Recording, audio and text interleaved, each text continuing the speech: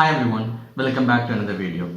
So today we are starting another video series on Google Cloud networking. We're going to specifically talk about networking part in the Google Cloud. So if you are not yet familiar with any cloud, also that is okay. I will be explaining from very basic concept about cloud and how the network virtualization is configured or developed in the cloud. Okay, so we will be covering all about Google Cloud networking in this video course, like the virtual private cloud VPCs and the various hybrid network connectivities that Google Cloud offers and various network services Google Cloud offers. Everything we will be discussing in this video series. So today, as a beginning, we will be discussing about the Google Cloud hierarchy, the resource hierarchy. So Google Cloud offers all the resources in a hierarchical like a tree. So we'll be discussing about that. So I would request you, if you want to learn, right, if you still don't know about cloud, so this is a good opportunity to start learn about at least a cloud, right? If you don't know any cloud, so if you know a cloud like AWS is already, it's good to know like multiple clouds, since now most of the companies actually distributing their servers, distributing their application across multiple cloud. So it's important to know like 2 or 3 cloud cloud providers. It's important to familiar with their console and their services. So alright, so let's get started now. So the first thing we are gonna check is the Google Cloud resource hierarchy. So why Google Cloud offers the resource in a hierarchical format, right? So this very simple understanding of the cloud. What is cloud? Cloud is a collection of resources. It has a virtual machines, it has storage units, and it has the other application or services. So this collection is we call as a cloud. The only difference here is in a traditional time, the companies, the enterprise companies actually take the complete ownership of all these resources, but in this time, in the cloud time, the resource ownership is taken by a specific vendor, like the provider of the services, like Amazon or Google. So they take complete ownership of the resource, and the service is provided to their customer. So that's what cloud, right? Nothing different. It's just like a traditional, but only difference is the complete ownership of that services is for that provider, for the vendor like Amazon or Google. The customers, like any company, is just consuming that service from the cloud. So why, the important question is why Google Cloud has a resource hierarchy is like an enterprise company can have thousands of servers, right? Even thousands of servers for each department if it's a big company like an e-commerce company, similar companies.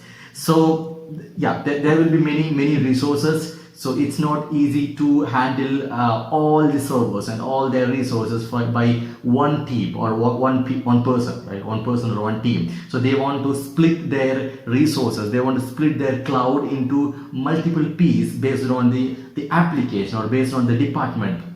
Okay, so that's why Google Cloud has a resource hierarchy.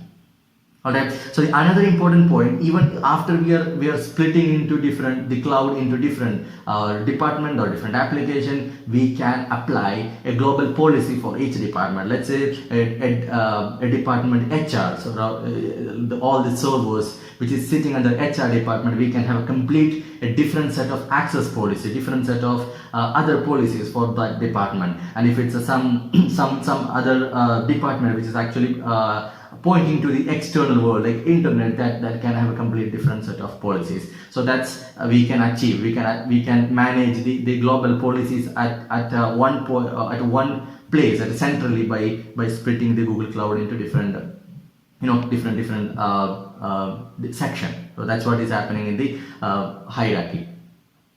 Alright, so that's why we need, in simple words, why we need a hierarchy. 2 things: the customers need to split their cloud to a different part, right? They want to split based on application, based on department. That's one reason. And second reason, customer need to have a way to manage their global policies. They want to apply a global policy. A policy is globally for all the resource comes under a particular organization or particular node, and they want to manage that at a single point. That's why another reason to have a Google hierarchical structure in the resources.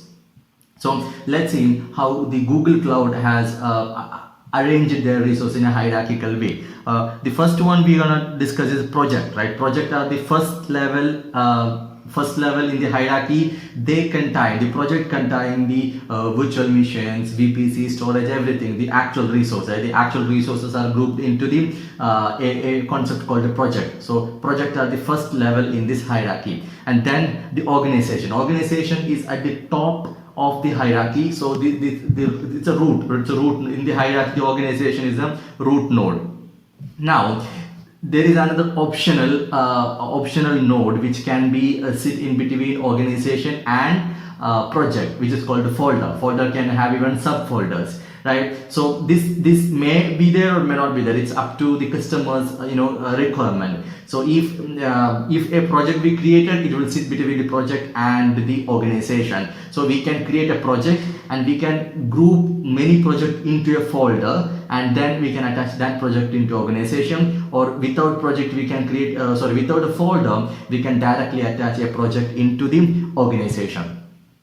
Alright, so next, if you see this image, you will get more clarity here. The very bottom here we have a resources like we have a compute engine, we have a app engine, we have storage, everything at bottom level. We grouped all the resources and grouped into a concept called projects, right? Projects are the very low level node in the Google Cloud hierarchy, resource hierarchy. So we have a project at the very bottom. Now this project either can be directly attached to the organization, right? Or there can be a bunch of folders and subfolders in between folder organization and project, right? So if you see here this project, right, all three projects, we have three projects here. All three projects are actually grouped into a folder called product 1, right? This is a subfolder. This folder has a master folder, this is a master folder department Y, and this attached to this organization. I hope you are following here. Now, so next thing I want to discuss here is the IAM policy inheritance, right? So when we apply, you know what is IAM, right? IAM let us to decide like what access, who can provide, like it's basically let us to define the access for the resources, right? Okay, if you want to give a user to access to one of the virtual machine, we have to give through the identity access management, IAM. Okay, so we can set IAM policy at organization level, or at folder level, or at the project level, or even at the resource level.